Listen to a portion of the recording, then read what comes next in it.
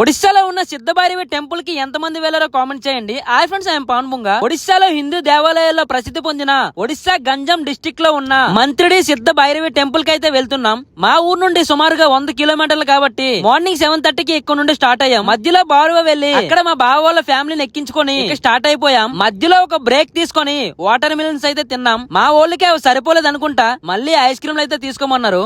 ఒక 2 hours journey తర్వాత temple దగ్గరికి అయితే రీచ్ అయిపోయాం. ఇక్కడ ఇంట్రెస్టింగ్ మ్యాటర్ ఏంటంటే లోపలికి వెళ్ళడానికి దర్శనం టికెట్ కేవలం 2 రూపీస్ మాత్రమే. ఈ టెంపుల్ కి నేను రావడం సెకండ్ టైం. వచ్చిన వెంటనే మనకి ఏకపాద భైరవి అమ్మవారు దర్శనం ఇస్తారు. ఈ అమ్మవారికి ఒకే కాలు 4 చేతులు ఉంటాయి, అందుకే ఈమెను ఏకపాద భైరవి అని పిలుస్తారు. ఒక్కసారి లోపలికి రాగానే మనసంతా ప్రశాంతంగా అయిపోయింది. ఇక్కడ మెయిన్ టెంపుల్ చుట్టూ కూడా కాశ్మీర్ నుండి కన్యాకుమారి వరకు 12 జ్యోతిర్లింగాలు, వైష్ణోదేవి, వెంకటేశ్వర స్వామి ప్రతిరూపాలు, 108 ఆలయాలు నిర్మించారు. ఈ టెంపుల్ కు చాలా పెద్ద చరిత్ర ఉంది. నేను దానికోసం సపరేట్ గా వీడియో చేస్తా. దర్శనం అయితే చాలా బాగా జరిగింది. ఇక్కడ మనకి మొక్కుంటే కోడిని కూడా వేట వేయొచ్చు. ఇక్కడ నుండి స్టార్ట్ అయ్యి మా వాళ్ళు తెచ్చిన పులిహోర తిని మళ్ళీ ఇక్కడ నుండి ఒడిశాలో ఫేమస్ బీచ్ అయినటువంటి గోపాల్పూర్ బీచ్ కి అయితే వెళ్తున్నాం. నెక్స్ట్ వీడియోలో గోపాల్పూర్ బీచ్ ని ఎక్స్ప్లోర్ చేద్దాం. మీరు మాత్రం లైక్ చేసి ఫాలో కొట్టండి. మళ్ళీ కలుద్దాం ఇంకా మంచి వీడియోతో.